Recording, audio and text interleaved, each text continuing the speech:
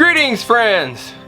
Well, I've been thinking back to the time before I was a homesteader.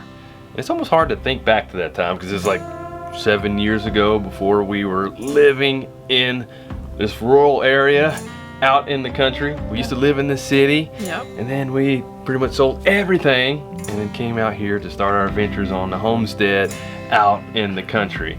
And one of the things that I was thinking about specifically is the animal encounters and things that we have. Yes, when you live in the city, you see squirrels and you see cats and dogs and birds sometimes, but or rats. Remember when Snarf killed that rat that was like that rat was long. Bigger than the cat that we had named Snarf. But other than that, it wasn't a regular occurrence that we saw all kind of different animals. But now that we've been on the homestead, we've seen so many different animals that I don't think we would have seen at all in the city. As up close and personal. Or we'd have to see them in the zoo or something like that. Yeah. Like, as soon as we moved here, we started having encounters right away. I got chickens as we were still getting the process going of setting up here, and I had our chickens set up, and right away we were having problems. And we were having problems with raccoons. And you often think of raccoons as being this little sweet, cute little animal, but it's not. They can be pretty little vicious. Masked bandits. Yes. And they were killing our chickens, and then they were pulling some of the chickens through the fencing and just ripping them apart, and it's like, wow, they're little savages. They are savages. And got to the point where I started trapping them and just doing whatever I could to protect my chickens. And one time I caught this one raccoon, and I was carrying in the trap, and it was just like growling at me, and I was like, man, these things can be mean. Savage. So, but in addition to raccoons, we've had encounters with our chickens have early on with foxes, with owls, with hawks. And there was this one time. I was hoping you were bringing this one up. I was going to get eggs in the nesting box. I climbed into the chicken fence. I climbed in the fence like I normally do. The fence was off. Climbed into the fence, collected some eggs from one nesting box, and then I went just like normal on a regular day-to-day basis. Went, opened up the second nesting box, and whoa! What do you think I saw in there? I saw a skunk. And I was like, what in the world is a skunk doing in my nesting box? The skunk was actually asleep. And I'm like, what am I going to do? I had no clue if that skunk had intentions of eating my chickens and the eggs. I had no idea. So I was like, what am I gonna do here? So I walked around thinking, whoa, what am I gonna do? I told you and Mommy and Josiah, and this was before Micah, to stay back. There's a skunk. And I was like, be quiet. We don't want to wake it. There's a skunk over here. So after some time of pumping myself up, I said, all right, I think I'm gonna go ahead, pick up the whole nesting box, put it away, and run as fast as I can. But I had in my mind, I was like, I still had to go work off the farm at another job. I'm thinking, man, if a skunk sprays me, I'm gonna have to take a lot of time off work because I'm not gonna smell good. So I was like, well, if it sprays me, I'm just gonna try to jump in the pond as quick as I can. Maybe that'll help. I don't know, it probably wouldn't. But I was like, it has to be done. I'm gonna sacrifice myself for my chicken flock and the chicken eggs. So I did what I was thinking of doing.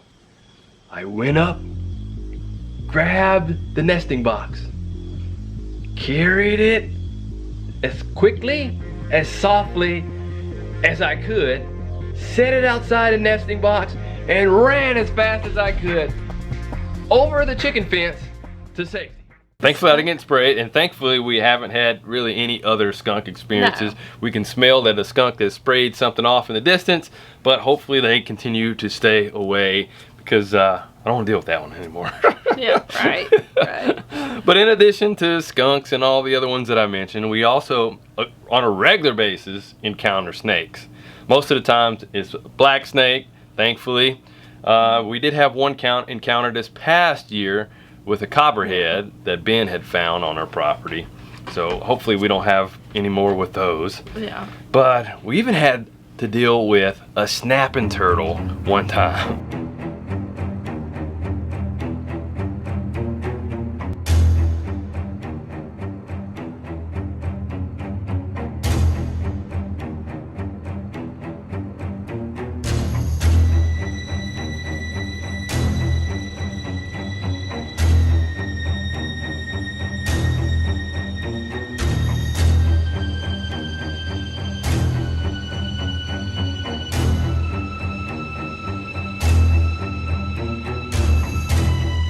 But we also have animal encounters that aren't so traumatic. Because there's a lot of times where we'll see, and we see this one on a regular basis, we'll see a heron. It comes onto the pond and it hangs Almost out a lot. every morning we see it. We also see a lot of beautiful birds, hummingbirds, and you name it. A lot of birds that we really didn't see in the city, especially not quite as plentiful. We see a lot more varieties and more quantities of birds out here. We've also seen a really, really beautiful golden eagle, and Yes, it's huge. that was a little dramatic, but it was still beautiful to see it. And there was one time, and it's only been one time that we've seen this one, was an egret. I was like, there is an egret at the pond. We don't normally get those kind of animals here, but it was an egret here. We also have geese that come on a regular basis, and it's really neat when they actually come hang out. There's a couple that has done this, a pair, and they have hatched goslings, and they're so cute seeing them swim around the pond. And once they hatch and they get them swimming a little bit, and they just kind of migrate and move on. But it's so neat to see when they do that. And there was this one time that I made this bummer dumb move. There was this goose. There was a pair, and they were flying over us, and then for some crazy reason I'm just like yell out something to him, and the one he freaked out, and then he hit the tree and was like coming down, and he was like, I'm like, oh no, I didn't know I was gonna scare this up in the air. I'm down here. And I was like, oh. But thankfully it was all right. It looked like it kind of got shooken up a little bit. After about 30 minutes, I think it left. Yeah, my heart was racing. I was like, no, I didn't want to hurt the goose. Come on, man. What are you doing? So that was that. I probably said that too. Maybe some harsher words going on there. Being totally honest, yes. Oh, and also here recently, Micah went outside to go do his chores. He normally takes care of tending to the cats and making sure they have feed. But not too long after he went outside to do that, he came running back in saying, there is an animal in the cat food bag. It's a possum. It's a possum. I really don't know if he knew what a possum looked like for sure or not. I'm not sure if he remembers what they look like, just because he has 4, and we have seen them in the past. But I'm like, okay, so we all head out there together to see what it is that he is talking about.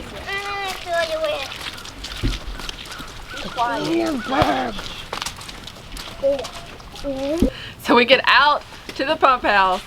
Mike goes first. I'm up second. Sayla's recording, and he's looking around, and boom, cat food bag.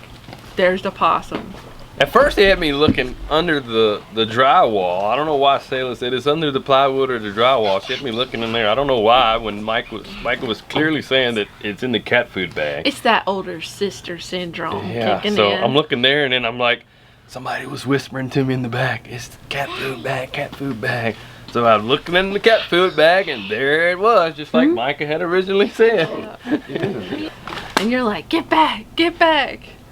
So somebody went and got the grabber, brought the grabber with us, the snake grabber. We've used it in the past as we've moved snakes around and away from our different animals that we've had, our ducks and chickens like that. But you were brave enough. You've dealt with possums in the past, so you hopped right in there, and you had a plan for how to get it out of there. In the cat food bag. Yeah, they're not like super fast moving, so I wasn't worried about that. And they normally sleep during the day, so I know we had woken it up So I wasn't really afraid. I mean, I wasn't gonna go stick my fingers in its mouth or anything, but you know, it's all good. And that's another one of those animals that we've learned about. You learn as you're out here interacting with these different animals, you learned about their different natures and how they are. And possums really aren't as vicious as raccoons. No. They're not like, ah. People think they are. They're not the prettiest animal in the world. I will say that though. And they'll hiss at you and everything, but they're normally not going to charge you or anything. So we went and got a cat carrier and brought it, and so I put it in front of the bag and just encouraged the little creature to go in there, and it walked right in. There you go. There you go.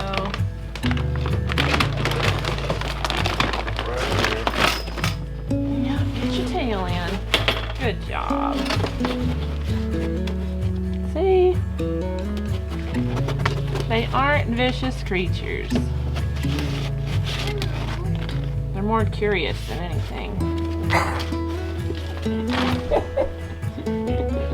I'm not amused, and that didn't scare me. I tried to scoot aside. I know. Didn't work.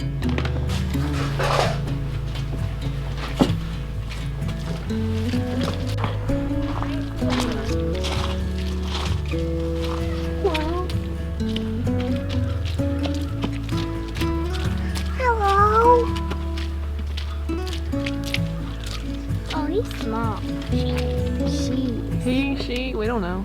Remember whenever we found those baby possums? Yep. Those were cute. Yelly. Coming to look too? Yelly. You've probably seen them a couple times already. Slim could kill it if he wanted to. You did. On the vlog, possum. You're gonna be YouTube famous. Not the first possum on the vlog. So super easy. And then as we were headed in the cat carrier, we carried onto at the back of the pond and let it out and just said, hey, just go do your thing, just do it somewhere else, out of the cat food bag, so Micah can continue to feed the cat. Yeah, so it had eaten, you know, itself into a comatose state in the cat food bag. I mean, if you got all that food right there, right? And we let it out, and it acted a little disoriented, which I would too if someone woke me up and took me away and let me out.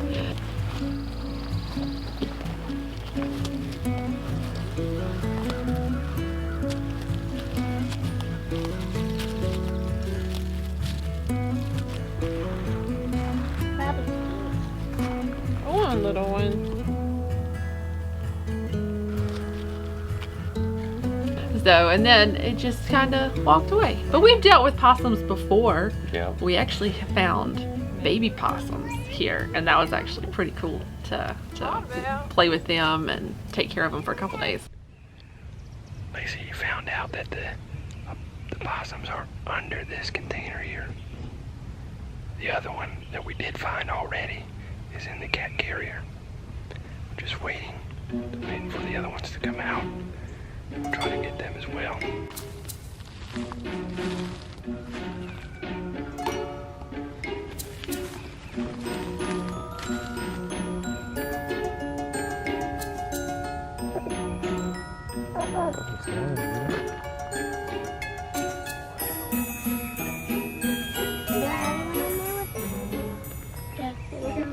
Little claws. See? Maybe it'll do its prehensile tail. Oh, look, there it goes. The prehensile tail. What is a prehensile tail? It's a tail that can wrap around stuff. They can use it like an extra hand. Yeah. It's like a wild crab. Here's number 2. It doesn't like the mosquito.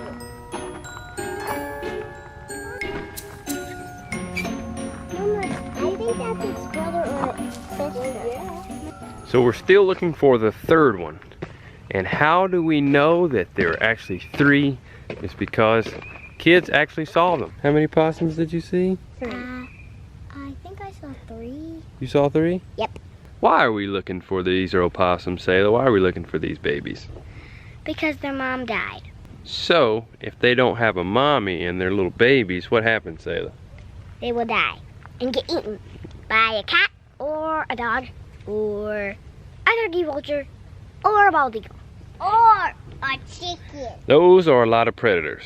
Yes, they have a lot of predators, according to Selah. And foxes. And what are we trying to do for them? Help them live. There you have it. Lessons from a 6-year-old. Almost 7. I found the third possum.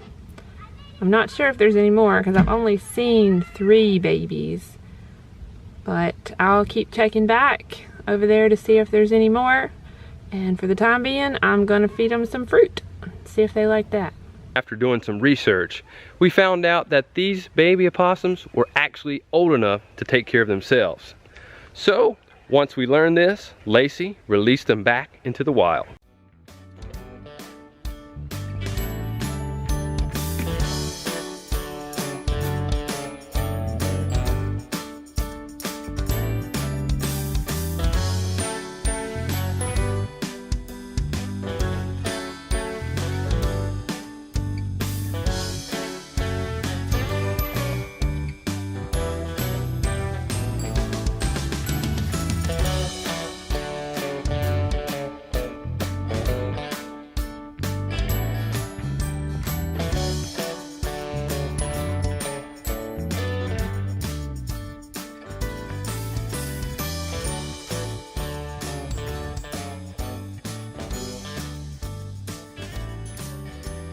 So you never know from a day-to-day basis what you're going to encounter living on the homestead, living out more connected with the environment around you. And I totally enjoy having this way of life, that we're connected to the environment, to the animals, and we interact with them in so many different ways on a regular basis. Wouldn't go back to being a city boy disconnected, but I definitely appreciate it, and glad that our kids can have the opportunity to learn these things as well, be able to see animals firsthand and have a proper respect and proper knowledge about all kind of different animals and plants. Yes, because I've seen some people that weren't raised around animals and how they interact with animals. Either they're overly scared of them or they're not scared at all. So both of those can be a problem. Sure can. You need to have a healthy respect for all animals and how you approach them. Yeah.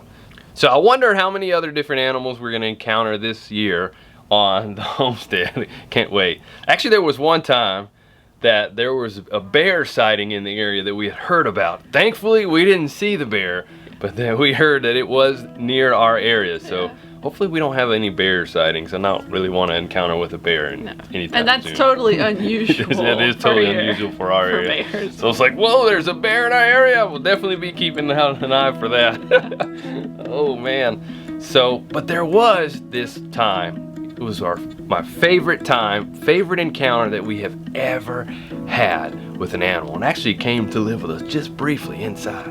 But you're gonna have to wait until the next episode to find out what that was. So stay tuned. Bye guys.